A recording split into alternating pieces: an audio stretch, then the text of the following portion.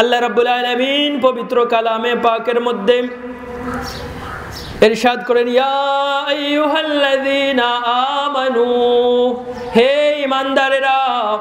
অর্থাৎ আমরা যারা ঈমানদার দাবি করি এরারে আল্লাহ মায়ার ডাক ডাকিয়া করেন, ইয়া আইয়ুহাল্লাযীনা আমানু, হে ঈমানদারেরা, আনফিকু মিম্মা রাযাকনাকুম, আনফিকু মিম্মা রাযাকনাকুম, তোমরা কি করো, আমি যে জীবিকা দিয়েছি, আমি যে তোমাদেরকে রিজিক দিয়েছি, আমি যে তোমাদেরকে সম্পদ দিয়েছি, তা থেকে তোমরা কি করো, ব্যয় করো। মিম্মা রাযাকনাকুম মিন ক্বাবলি আন ইয়াতিয়া ইয়াউমুল লা বাইউন ফীহি ওয়ালা খুল্লাতুন ওয়ালা শাফাআহ, যেদিন কি হবে না, কোনো ক্রয় বিক্রয় চলবে না, কোনো বন্ধুত্ব কাজে আসবে না, কোনো সুপারিশ কাজে আসবে না। সেই দিন আসার আগে আগেই তোমরা কি করো, আমি তোমাদেরকে যে জীবিকা দিয়েছি, যে সম্পদ দিয়েছি, যে ধন দিয়েছি, যে মাল দিয়েছি, তা থেকে তোমরা কি করো, ব্যয় করো। এই ব্যয় করা আমরা যদি সূরা বাকারার প্রথমেই যদি দেখতে পাই, আল্লাহ রাব্বুল আলামিন মুত্তাকিদের পরিচয় দিতে গিয়ে বলতেছেন যে, পবিত্র কালামে বর্ণনা করতেছেন যে হুদাল্লিল মুত্তাকিন আল্লাযীনা ইউমিনুনা বিল গায়বি ওয়া ইউকিমুনাস সালাতা ওয়া মিম্মা রাযাকনাহুম ইউনফিকুন। মুত্তাকিদের পরিচয় আল্লাহ রাব্বুল আলামিন তুলে ধরতে গিয়ে বলতেছেন, যারা কি করে, গায়বের প্রতি বিশ্বাস স্থাপন করে এবং ইউকিমুনাস সালাহ, নামাজ কায়েম করে। তারপরে বলতেছেন ওয়া মিম্মা রাযাকনাহুম ইউনফিকুন। আল্লাহ রাব্বুল আলামিন যে রিজিক দান করেছেন, যে জীবিকা দান করেছেন, যে সম্পদ দান করেছেন, সেই সম্পদ থেকে আল্লাহ রাব্বুল আলামিনের রাস্তায় কি করা, তারা ব্যয় করে। অতএব এটা হচ্ছে মুমিনের বৈশিষ্ট্য, এটা হচ্ছে মুত্তাকিদের বৈশিষ্ট্য। তারা যেন আল্লাহ রাব্বুল আলামিনের দেওয়া সম্পদ থেকে আল্লাহ রাব্বুল আলামিনের রাস্তায় কি করে, ব্যয় করে। এজন্য আল্লাহ রাব্বুল আলামিনের রাস্তায় ব্যয় করা, আমরা যে সকল ইবাদত বন্দেগী করি, মানুষের আমলগুলোকে বিভিন্নভাবে ভাগ করা হয়েছে। বিশেষত কিছু আমল মানুষকে জান্নাতে পৌঁছে দেয়, কিছু আমল করলে মানুষের জন্য জান্নাত ওয়াজিব হয়ে যায়। কিছু আমল এমন রয়েছে যে আমল করলে মানুষের জন্য জাহান্নাম ওয়াজিব হয়ে যায়। কিছু আমল এমন রয়েছে যে আমলের নিয়ত করেছে কিন্তু সে আমল করতে পারে নাই, সেজন্য আল্লাহ রাব্বুল আলামিন সে বান্দাকে এক গুণ কি করেন, সওয়াব দান করেন। কিছু আমল, যে আমল নেক আমলের ইরাদা করেছে বান্দা কিন্তু আমল করতে পারে নাই, তারপরেও তার বিনিময়ে নেক ইরাদা, আমলের ইরাদা করার কারণে আল্লাহ রাব্বুল আলামিন তার আমল নামায় এক গুণ সওয়াব লিপিবদ্ধ করে দেন। সুবহানাল্লাহ।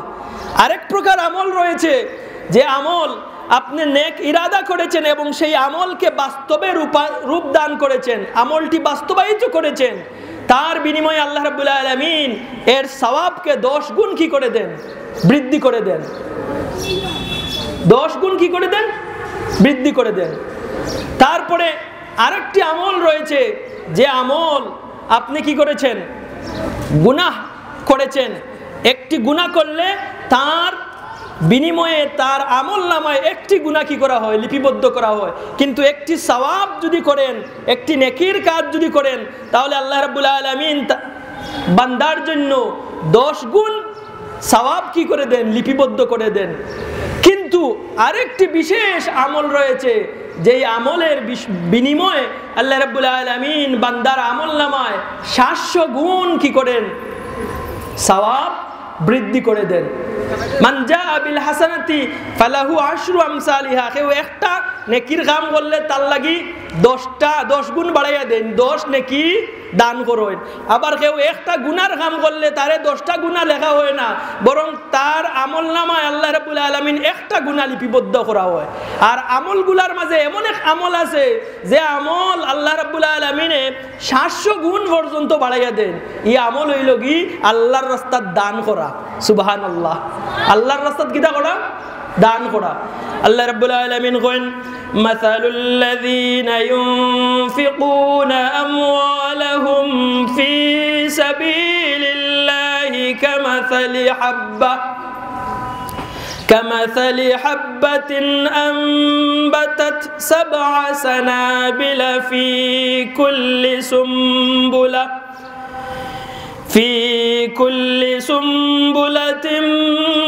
100 حبة والله يضاعف لمن يشاء আল্লাহ রাব্বুল আলামিন এই দান আল্লাহ রাব্বুল আলামিনের রাস্তায় দান করা ব্যয় করা এর মিসাল দিচ্ছেন, উদাহরণ দিচ্ছেন।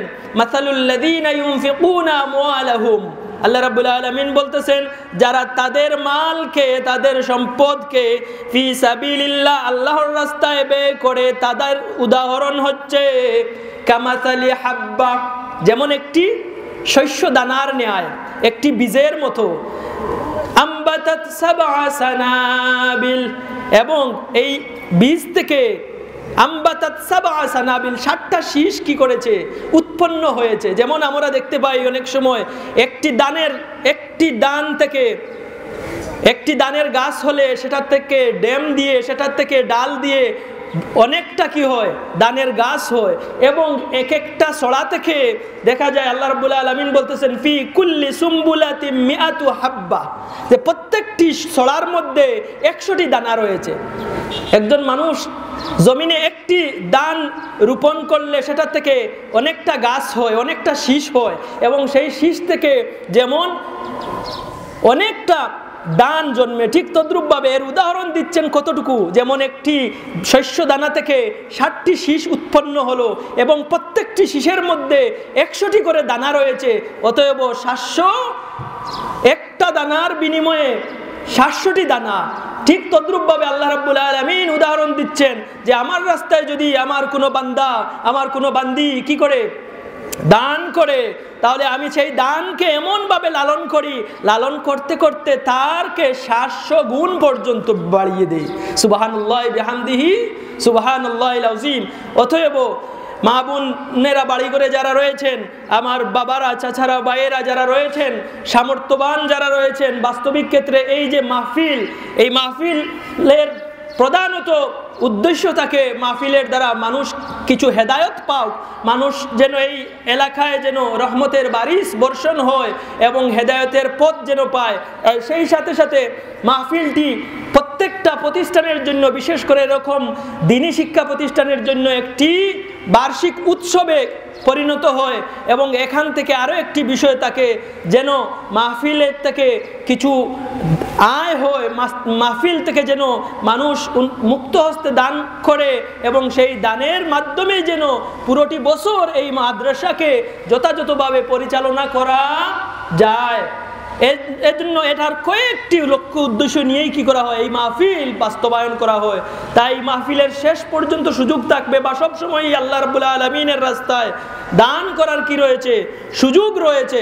আমরা যেন আমাদের যার যার অবস্থান থেকে কি করি, এই মাহফিলকে সফল এবং সার্থক করার জন্য চেষ্টা করি এবং আল্লাহ রাব্বুল আলামিনের ওয়াস্তে যেন মুক্ত হস্তে কি করি, মন খুলে প্রাণ খুলে যেন দান করতে পারি। আল্লাহ রাব্বুল আলামিন আমাদের সবাইকে তৌফিক দান করুন, আল্লাহুম্মা আমিন। আল্লাহ রাব্বুল আলামিন বলতেছেন যারা কি করে আল্লাহ রাব্বুল আলামিনের রাস্তায় দান করে, তাদের বিষয়ে আল্লাহ রাব্বুল আলামিন পবিত্র কালামে পাকে অনেক জায়গায় বর্ণনা করেছেন। যেমন অন্যত্র আল্লাহ রাব্বুল আলামিন বলেন, আল্লাযীনা ইউনফিকুনা আমওয়ালাহুম ফি সাবিলিল্লাহি সুম্মা লা ইউতবিউনা মা আনফাকু মান্নান ওয়ালা আযা লাহুম আজরুহুম ইনদা রাব্বিহিম ওয়ালা খাউফুন আলাইহিম ওয়ালা হুম ইয়াহজানুন। কাল কিয়ামতের ময়দানে যে সকল ব্যক্তিদের জন্য কি রয়েছে, আল্লাহ রাব্বুল আলামিন ঘোষণা করেছেন তাদের কোনো ভয় নেই, তাদের কোনো চিন্তার কোনো কারণ নেই, সে সকল ব্যক্তিদের মধ্যে এরাও অন্তর্ভুক্ত। যেমন ওলি আল্লাহদের ব্যাপারে আল্লাহ রাব্বুল আলামিন বলতেছেন, যারা আল্লাহর ওয়ালি, আল্লাহর বন্ধুতে রূপান্তরিত হতে পেরেছে, তাদের শানেও আল্লাহ বলতেছেন, আলা ইন্না আউলিয়া আল্লাহি লা খাউফুন আলাইহিম ওয়ালা হুম ইয়াহজানুন। ইয়াহজানুন। আল্লাহ রাব্বুল আলামিন বলতেছেন সাবধান, আল্লাহর ওলি যারা, আল্লাহর বন্ধুতে রূপান্তরিত হয়েছে যারা, তাদের কোনো ভয় নেই, তাদের কোনো চিন্তার কোনো কারণ নেই। কারণ কাল কিয়ামতের ময়দান অনেক কঠিন ঘাট, এখানে অনেক মানুষ কি করবে, বয়াথুর অবস্থায় থাকবে। কিন্তু যারা আল্লাহর ওলিতে পরিণত হয়েছে, আল্লাহর বন্ধু হিসাবে এই দুনিয়া ছেড়ে চলে গেছে, তাদের সেখানে কোনো ভয় নেই এবং চিন্তারও কারণ নেই। ঠিক তদ্রূপভাবে আল্লাহ রাব্বুল আলামিনের রাস্তায় যারা মন খুলে প্রাণ খুলে দান করবে, তাদের ব্যাপারেও বলতেছেন আল্লাযীনা ইউনফিকুনা আমওয়ালাহুম ফি সাবিলিল্লাহ, যারা আল্লাহর রাস্তায় কি করে ব্যয় করে, সুম্মা লা ইউতবিউনা মান্নান ওয়ালা আযা, দান করার পরে আর কুঠা দেয় না এবং কষ্ট দেয় না। এতে আল্লাহর রাস্তার দান করিয়া অনেক মানুষ আছেন না, অনেক মানুষের আল্লাহ রাস্তে দান করে পরে কুঠা দেয়, অমুক দেখলাইনি সারা জীবন আমার খাইয়া আমার।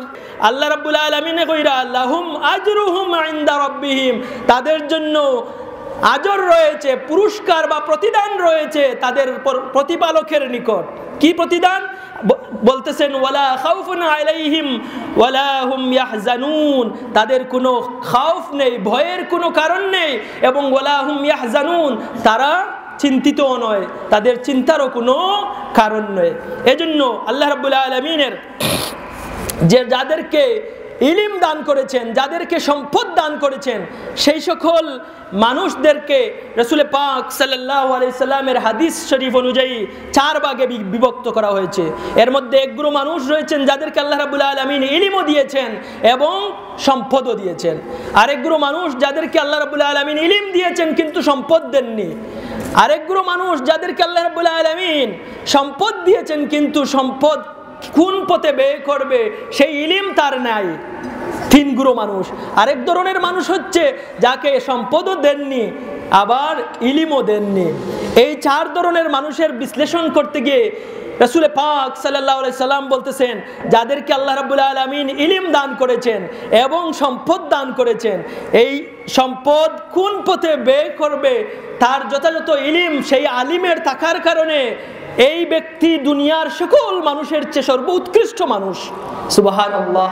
যাদেরকে আল্লাহ রাব্বুল আলামিন ইলম দিয়েছেন সাথে সাথে সম্পদ দিয়েছেন, সে কোন পথে তার সম্পদ ব্যয় করবে সেটার জ্ঞান থাকার কারণে, সেই পথে ব্যয় করার কারণে তার টাকা পয়সা কিন্তু খারাপ কাজে লাগে না, তার টাকা পয়সা মসজিদে লাগবে, মাদ্রাসায় লাগবে, দান সদকা খয়রাতের মধ্যে, সমাজের কল্যাণমূলক কাজের মধ্যে লাগে।